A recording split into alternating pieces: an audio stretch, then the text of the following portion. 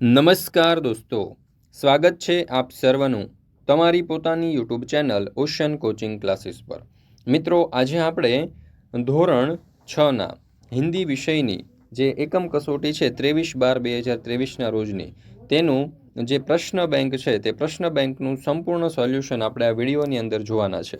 મિત્રો, આપણી આ ચેનલ ઉપર ધોરણ 6ની અત્યાર સુધીની જેટલી પણ એકમ કસોટીઓ લેવાય છે તે બધી જ એકમ કસોટીઓના જે ઓરિજિનલ પ્રશ્ન બેંક છે તે ઓરિજિનલ પ્રશ્ન બેંકના સંપૂર્ણ સોલ્યુશનના વિડીયો અને પીડીએફ બંને મૂકી દેવામાં આવેલા છે. તો આ વિડીયો અને પીડીએફ જે છે તેની લિંક તમને નીચે ડિસ્ક્રિપ્શન બોક્સની અંદર મળી જશે. જરૂરથી તેનો અભ્યાસ કરી લેજો. ચાલો તો શરૂ કરીએ આપણે ધોરણ 6ના હિન્દી વિષયની તારીખ 23/12/2023ના રોજની જે એકમ કસોટી છે તેનું સંપૂર્ણ સોલ્યુશન, એટલે કે એકમ કસોટીના ઓરિજિનલ પ્રશ્ન બેંકનું સંપૂર્ણ સોલ્યુશન. કુલ 25 માર્ક્સની એકમ કસોટી રહેશે. તેમાં છે વિભાગ 1, એમાં પ્રશ્ન નંબર 1, प्रश्नों के उत्तर लिखिए, જેના કુલ 5 માર્ક્સ છે. પહેલો સવાલ, हमें किससे बच के रहना है? तो जवाब आवशे हमें हर बुराई से बच के रहना है. बीजू, हमारा मन पावन कैसे बनेगा? तो उत्तर, हमारा मन करुणा के जल से पावन बनेगा. त्रीजू, आप किस समय ईश्वर से प्रार्थना करते हैं? हम सुबह और शाम के समय ईश्वर से प्रार्थना करते हैं. चौथू, धरती पर हर तरफ क्या है? तो जवाब आवशे धरती पर हर तरफ पाप का बोझ है. पांचमो सवाल, कवि कैसी जिंदगी की कामना करते हैं?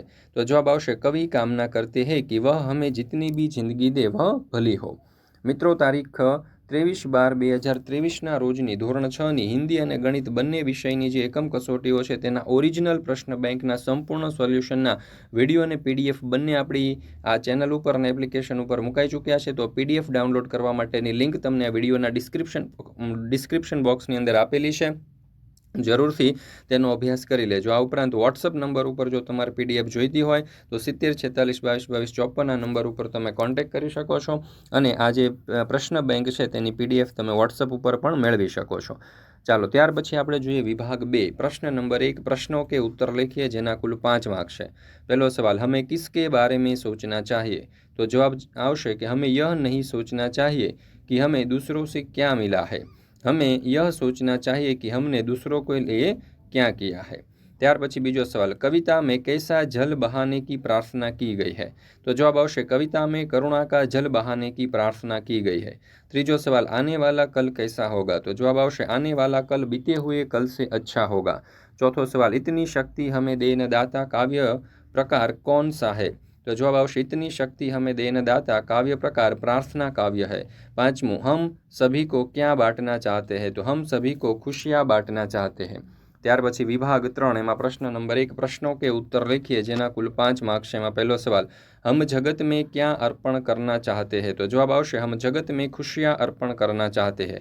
बीजो सवाल, किसकी रचना का अंत नहीं होना चाहिए? तो जवाब आवशे ईश्वर की बनाई हुई रचना का अंत नहीं होना चाहिए. ત્રીજો सवाल, आपको अगर ईश्वर से वरदान मिल जाए तो आप क्या मांगेंगे? उत्तर, हम अगर ईश्वर से वरदान मिल जाए तो हम सबका भला हो और हम सब लोग अच्छाई के रास्ते पर चले, यह मांगेंगे.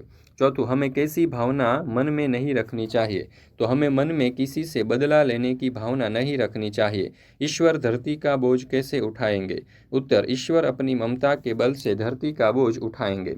ત્યાર પછી વિભાગ 4, એમાં પ્રશ્ન નંબર 1, પ્રશ્નો કે उत्तर लिखिए, જેના કુલ 5 માર્ક્સ છે. पहलो सवाल, हमें कैसे रास्ते पर चलना चाहिए? तो जवाब आवशे हमें नेकी के रास्ते पर चलना चाहिए.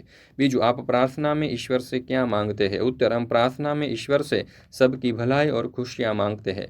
त्रीजू, हम ईश्वर से कैसी जिंदगी की कामना करते हैं?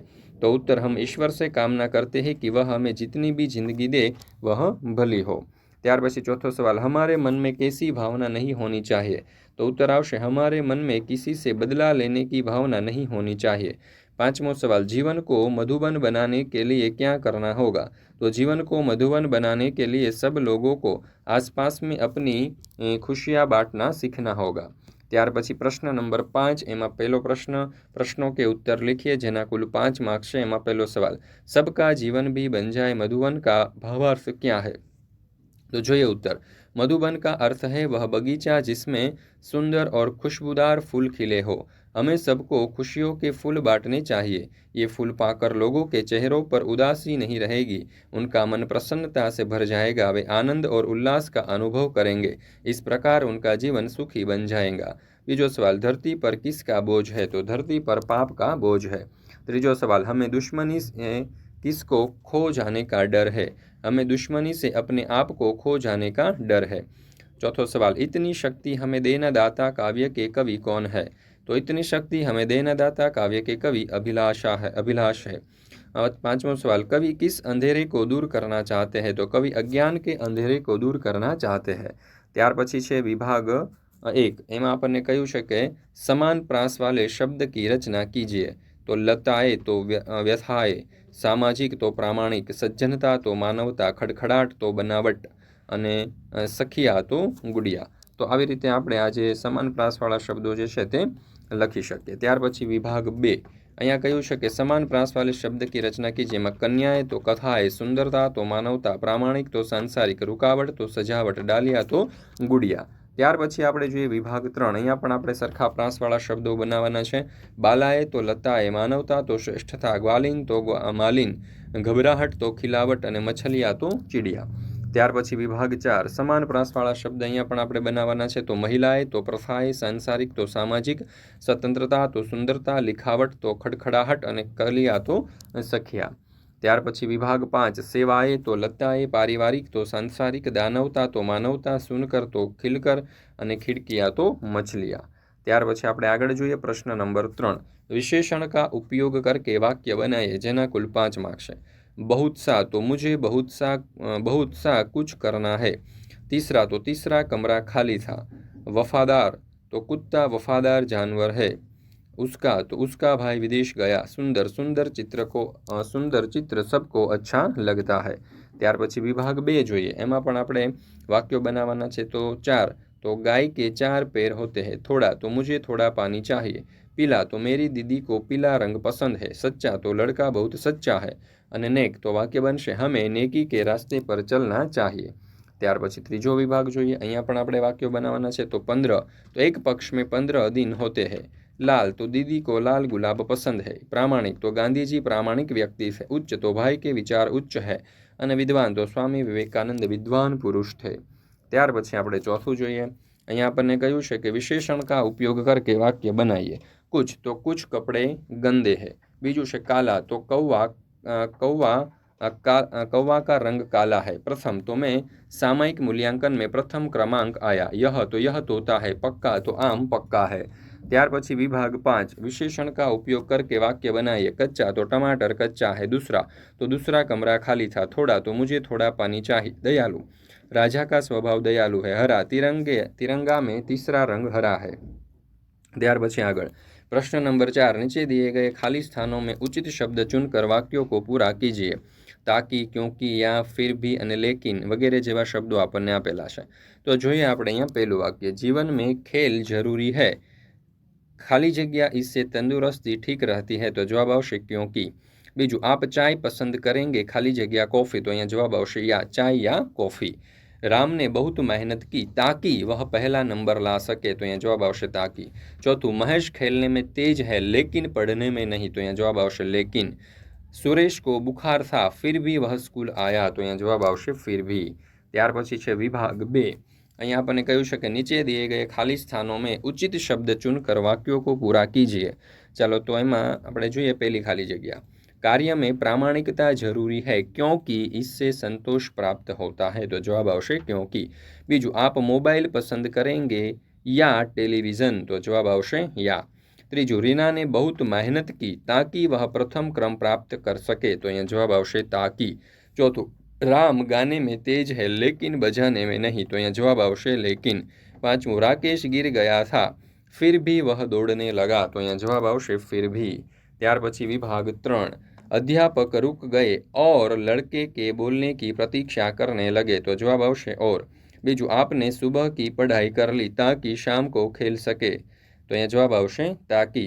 ત્યાર પછી ત્રીજું, तुम हमारे साथ चलोगे या घर पर रहोगे। तो जवाब आवश्य या।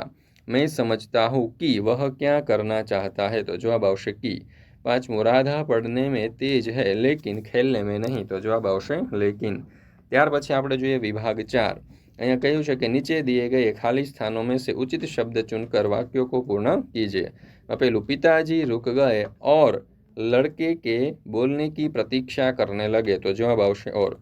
बीजू, मैंने सुबह की रसोई कर ली क्योंकि शाम को बाहर जा सकूँ, तो जवाब आवशे क्योंकि। त्रीजू, आप चेस पसंद करेंगे या कैरम, तो जवाब आवशे या। चौथું, रीना बहुत तेज भागी ताकि वह गाड़ी पकड़ना चाहती थी, तो जवाब आवशे ताकि। પાંચમું, तू समझती है कि वह क्या करना चाहता है, तो जवाब आवशे की। ત્યાર પછી આપણે જોઈએ વિભાગ 5। અહીંયા આપણને કાઉન્સમાં આપ્યું છે फिर भी, ताकि, क्योंकि, या અને लेकिन। तो पहलू, जीवन में पढ़ाई बहुत जरूरी है क्योंकि इससे प्रगति होती है। बीजू, आप कविता पसंद करेंगे या कहानी, तो जवाब आवशे या। त्रीजू, रोहित बहुत तेज भागा ताकि वह गाड़ी पकड़ना चाहता था। हेतल लेखन में तेज है लेकिन पढ़ने में नहीं। राधा को चोट लगी थी फिर भी वह स्कूल आई। ચાલો ત્યાર પછી આપણે આગળ જોઈએ પ્રશ્ન નંબર 5। અહીંયા કહ્યું છે કે કાવ્ય પંક્તિઓ કા ભાવાર્થ लिखिए। ચાલો તો અહીંયા તમે જોઈ શકો છો કે આપણને એક સરસ મજાનું કાવ્ય જે છે તે આપવામાં આવેલું છે। दूर अज्ञान के हो अंधेरा तू हमें ज्ञान की रोशनी दे। तो એનો ભાવાર્થ કંઈક આ પ્રમાણે આવશે। हे ईश्वर तू हमें ज्ञान का प्रकाश दे जिससे हमारे ज्ञान का अंधेरा दूर हो जाए, हम हर बुराई से बचते रहे, तू हमें जितनी भी जिंदगी दे वह भलाई से भरी हो, हम में से किसी से किसी की दुश्मनी न हो, और अगर कभी हो जाए तो हमारे मन में उसका बदला लेने की भावना पैदा न हो। ત્યાર પછી વિભાગ 2। અહીંયા પણ આપણને કાવ્ય પંક્તિ આપેલું છે। हर तरफ जुल्म है बेबसी है, सहमा सहमा सा हर आदमी है। તો એનું જે તમે જોઈ શકો છો ભાવાર્થ કંઈક આ પ્રમાણે આવશે।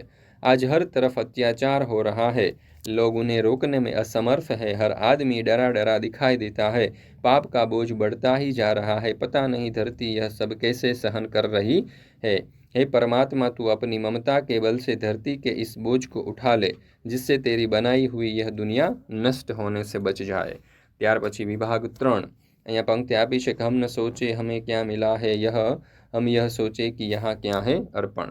तो એનો જે ભાવાર્થ છે તે કંઈક આ પ્રમાણે છે। हम यह कभी न सोचे कि हमें क्या मिला है, बस हम यही सोचे कि हमने क्या दिया है, हम अपनी खुशियों के फूल सब में बांटे और सबका जीवन उपवन सा सुंदर बन जाए।